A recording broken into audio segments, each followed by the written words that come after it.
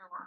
आज वचन पिता परमेश्वर के हृदय में अधिकारी से बच जाए, उनके हृदय में वो ग्रहण हो जाए, उनके अनुसार चले परमेश्वर, ताकि ये फलों को ले आए, गवाहियों को ले आए, इनका मन, इनका हृदय वैसे हो जाए, वचन के अनुसार चले। कोई अंधकार की शक्ति इन वचनों को इनके हृदय से चुराने नहीं पाएगी। मैं यीशु के नाम से मांगते हैं, आमेन आमेन। यसाया 2 अध्याय खोलेंगे।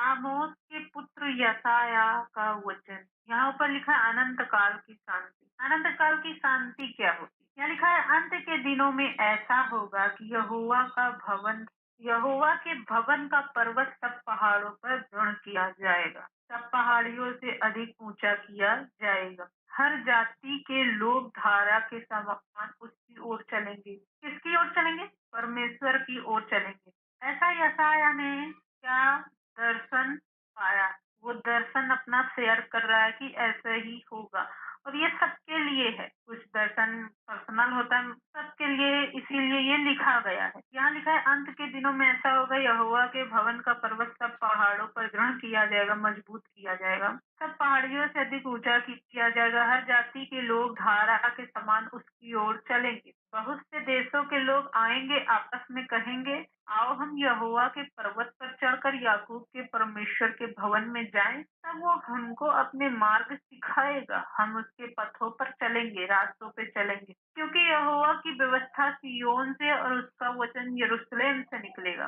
कहाँ से उसकी व्यवस्था निकलेगी? आप देख लो दुनिया में क्या चल रहा है। बहुतों के पास पैसा है, अमीरी है, और उनसे पूछा जाए अब आप खुश हो, सारी चीजें पूरी हो रही है, कहेंगे no, I am not peaceful, मैं शांति में नहीं हूँ, शांति से भरा हुआ नहीं हूँ। इतना होने के बाद पैसों से सब कुछ पूरा हो जाता है। आई थिंक तुम्हें सोचने की जरूरत नहीं पड़ती कुछ दिक्कत हुआ जाए, हाँ, मगर उससे भी खुशी नहीं। वो कहता है कि नहीं, मुझे शांति नहीं है। वो शांति कहाँ से आएगी? यरूशलेम से आएगी, परमेश्वर की ओर से आएगी, वो यीशु मसीह की ओर से आएगी। किसी के पास अच्छी सेहत है, फिर भी उनके दिल में हमेशा एक चीज रहेगा, कुछ कमी है।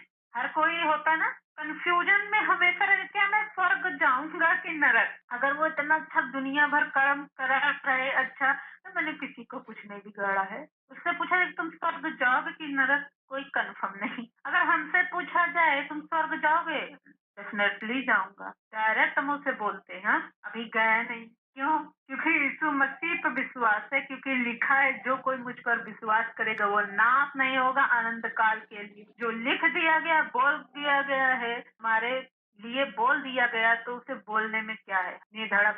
क्या हम जाने के बाद विश्वास करेंगे? ऐसा नहीं। विश्वास क्या होता है? अनदेखी वस्तुओं का प्रमाण है। तो हम विश्वास से करते हैं, इसीलिए जाते हैं। हर चीज क्या है? विश्वास है। यहाँ लिखा है क्योंकि यहोवा की व्यवस्था सिय्योन से, उसकी व्यवस्था कहाँ? सिय्योन से। सिय्योन ऐसा, सिय्योन पहाड़, सिय्योन, सिय्योन एक परमेश्वर ने आत्मा में रखा हुआ है, समझ लो स्वर्ग। जो यीशु मसीह में आता है, पहले वो दूध पीता बच्चा है, चलता रहता है, उसको फिर ऐसा नहीं है कि उसके जीवन में दुखे तकलीफें नहीं आती हैं, उसका परखा जाएगा जीवन, फिर भी बना रहता है, बना रहता है, अड़ा रहता है, हर चीज के लिए खड़ा रहता है, वचनों पर विश्वास करता रहता है। वो एक दिन कहाँ पहुंच जाता है? सिय्योन में पहुंच जाता है। कहाँ? सिय्योन में पहुंच जाता है। उसकी लाइफ सिय्योन में रहती है।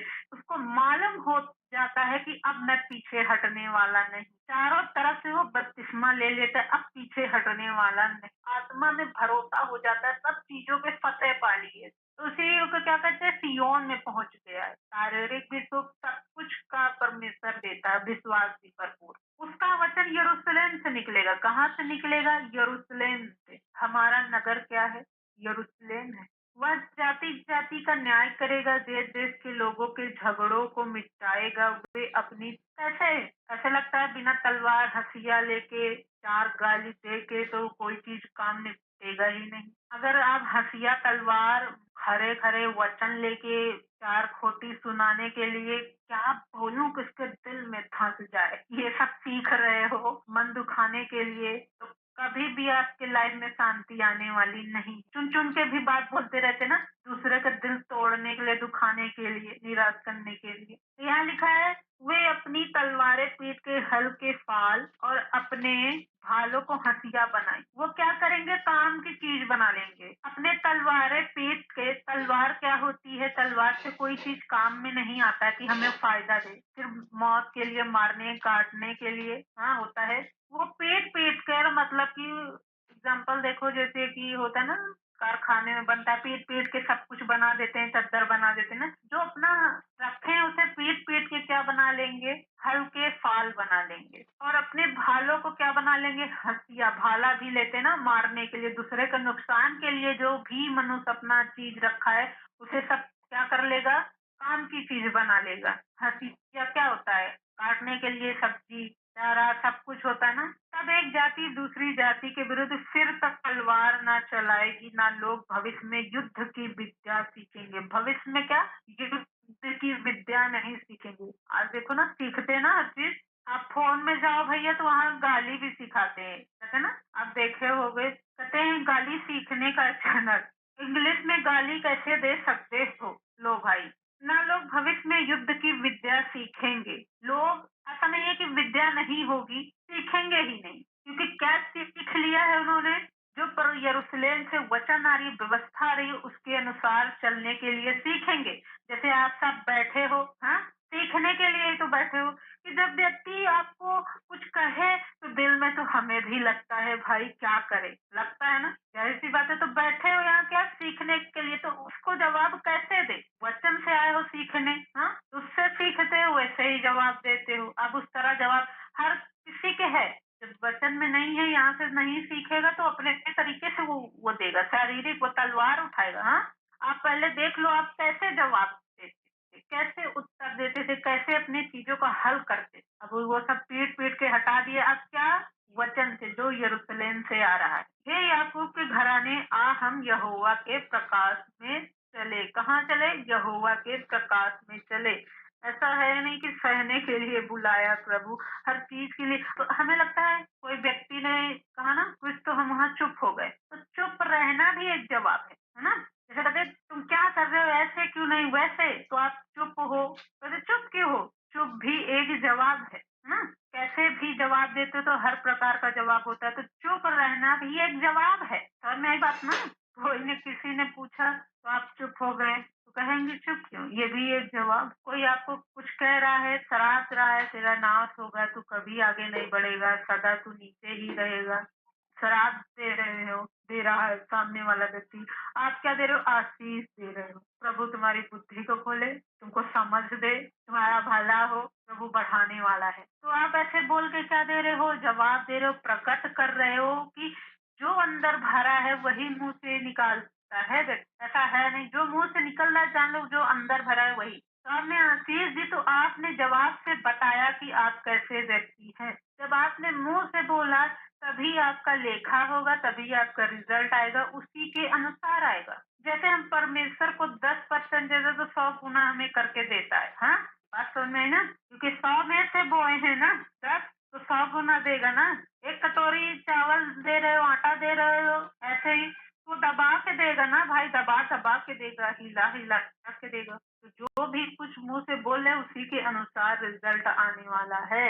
तो जो प्रभु से, जो यरूशलेम से सीखने नहीं, प्रभु के प्रकाश में नहीं है, वो एक ना एक दिन, अगर दूर है, एक ना एक दिन वो क्या कर लेगा? अपना तलवार फिर उठा लेगा, फिर वैसे ही व्यक्ति बन जाएगा, फिर वही सीखने के लिए इधर उधर जाएगा। आज का टॉपिक है, जैसे हम बहुत बार क्या हो जाते हैं? निराश हो जाते हैं। क्यों निराश हो जाते हैं? क्योंकि हमारे इच्छा के अनुसार नहीं हो रहा है। परमेश्वर की तो इच्छा है ही है, कुछ चीजें हमारे पास है तो इंतजार कर लेते हैं। ध्यान से सुनिएगा, जो चीज नहीं है, क्या करते हैं? जब हमारी इच्छा पूरी नहीं होती, हम क्या हो जाते हैं? निराश हो जाते हैं। या फिर दुष्ट निराशा में डाल देता है। किसको कहते हैं दुष्ट निराशा में डाल दिया? जब हमें नॉलेज नहीं होती है तो दुष्ट हमें निराशा में डाल देता है। जब हमें ज्ञान हो जाता है तो दुष्ट हमें निराशा में डालेगा, मगर हम उसमें पड़ेंगे नहीं निराशा। तब हमें क्या मिल जाएगा? चॉइस करने का मिल जाएगा कि इसे चुनना चाहिए कि नहीं, तो निराशा में रहना चाहिए कि नहीं। हम बहुत बार निराश हो जाते, दुख क्यों नहीं पूरा हुआ? जब हमारी इच्छा के अनुसार नहीं होता तो हम क्या हो जाते? निराश हो जाते। अगर आप निराश हो तो परमेश्वर से प्रार्थना करो, क्योंकि जो निराशा में है वो थके हुए को बल देता है। आपका काम नहीं हो रहा है तो प्रार्थना करें। जैसे एक औरत थी, वो अपना ज़मीन पे घर बनाना चाहती, मगर वो व्यक्ति परमिशन नहीं दे रहा था उसको बनाने के लिए। एक व्यक्ति था, वो 4 साल से उसी निराशा में पड़ी हुई थी। कभी प्रार्थना कर लिया, नहीं, दूर रही, निराश रहना। उसके निराश की वजह से उसके बच्चे पे असर पड़ता था। निराश बैठी है, उसकी वजह से औरों को तो बुरा असर पड़ेगा। आप निराश हो, काम करने में मन नहीं है, देर कर दिया काम में, तो जिसको खाना खा के ऑफिस जाना है, घर जाना है, स्कूल जाना है, उस पर भी असर पड़ रहा है कि आज बिना टिफिन के चले गए, बिना खाए चले गए, देर हो गई, आज देर हुई तो वहाँ ऑफिस में डांट पड़ी, क्यों देर हो गई, क्योंकि खाना में देरी हो गई, होता ना। तो हमारे निराशा के वजह से दूसरों पे असर नहीं होना चाहिए। ये भी एक क्या है, अंधेरा है ये। जैसे प्रकाश आपके अंदर आता है तो दूसरों को भी उजाला देता है ना, तो सेम चीज, अंधेरा आएगा तो दूसरों को भी अंधेरा करेगा, निराशा आएगी तो दूसरों को भी निराशा करेगा। वो इतना निराश रहती तो एक आई बहन पूछने, क्यों निराश रहती हो भाई? तो उसने कहा, मैं 4 सालों से घर बनाना चाहती हूँ उस जमीन में, मगर मैं बना नहीं पा रही, परमिशन नहीं। तो इसी को कहते हैं, हर चीज की आपकी इच्छा है, जब आपकी इच्छा के अनुसार नहीं होता है तो आप क्या हो जाते हैं, निराश हो जाते हैं। तो उस औरत ने पूछा, क्या तुम प्रार्थना करती हो? हमें निराश नहीं होना चाहिए। तो कहती है, नहीं, हमने प्रार्थना करी। कहा, कितनी करी? जब तुमने प्रार्थना किया, 1-2 बार प्रार्थना की, प्रभु परमिशन मिल जाए, दया करिए, ये चीज हो जाए। जब देखी तुम वो हालात नहीं बदल रहे, तुम प्रार्थना फिर छोड़ दी। जब प्रार्थना तुमने छोड़ दी तो निराश हो गई उस चीज के लिए। हाँ, जब लगातार तुम प्रार्थना एक चीज के लिए करती रही, जब तक हो नहीं गया, तब तक तुम निराश थी? तो उसने कहा, नहीं। क्या तुमने वचन को पढ़ी? वचन को पढ़ती हो, तुम्हारी पुस्तक तो धूल खा रही है। वो कहती है, मैं सब कुछ जानती हूँ, फिर भी मेरे अंदर निराशा है। मैं जानती हूँ कि मुझे निराश नहीं होना चाहिए, फिर भी मैं निराश। कहा कि तुम लगातार प्रार्थना करी, जब तुमने 1-2 बार प्रार्थना करी, 1 महीने लगातार करी, नहीं हुआ तो छोड़ दी, फिर ढीले पड़ गई कि यह नहीं, हालात बदल रहा है, तो प्रार्थना में रुकावट डाल दी। तो जब प्रार्थना में रुकावट डाली तो निराशा ऑटोमेटिक आ गई, तुम्हें बल चला गया, क्योंकि प्रार्थनाओं से क्या मिलता है, बल मिलता है। हाँ, जब निराशा आ गई तुम अपना बल भी खो दी। तो आपका काम नहीं हो रहा है तो क्या करो, प्रार्थना करो। एक ही डोज, एक ही असर होता है। दवा का अलग होता है, दवा बढ़ा नहीं सकते हो कि बुखार ज्यादा हो गया है तो भाई आधी से 1 गोली, अच्छा 1 गोली से 2 गोली, 4 गोली, 5 गोली, ऐसा नहीं करता है डॉक्टर। कहता है बुखार बढ़ गया है तो क्या कारण है, दवा नहीं बढ़ाता है ना, बढ़ा देता कि 5 गोली कर दो इसको 1 दिन में। बुखार ज्यादा हो गया, टेम्परेचर 200 हाई हो गया। हाँ, तो क्या आपको कभी देखो डॉक्टर ने 5 गोली आपकी कर दी बुखार वाली, अस्से गोली 5 खाया करो एक बार में। हाँ, यही वाली गोली, ऐसा नहीं होता। फिर चेक करता है कि क्या कारण है कि बुखार बढ़ गया और कम होता है और ठीक नहीं होता, लगातार बुखार बना रहता है। तो जब ध्यान से उसे चेक करता है तो पता चलता है निमोनिया निकली, कोई गहरी बीमारी निकली है। तो उसके लिए निमोनिया अगर निकला है, कुछ निकला है, तो उसकी बीमारी का इलाज अलग होता है और दवा अलग होती है। हाँ, होता है ना। मगर इसमें क्या हुआ, निराशा आ गई, सब कुछ आ गया, एक ही डोज है, प्रार्थना, उपवास, बोना, संगति में रहना।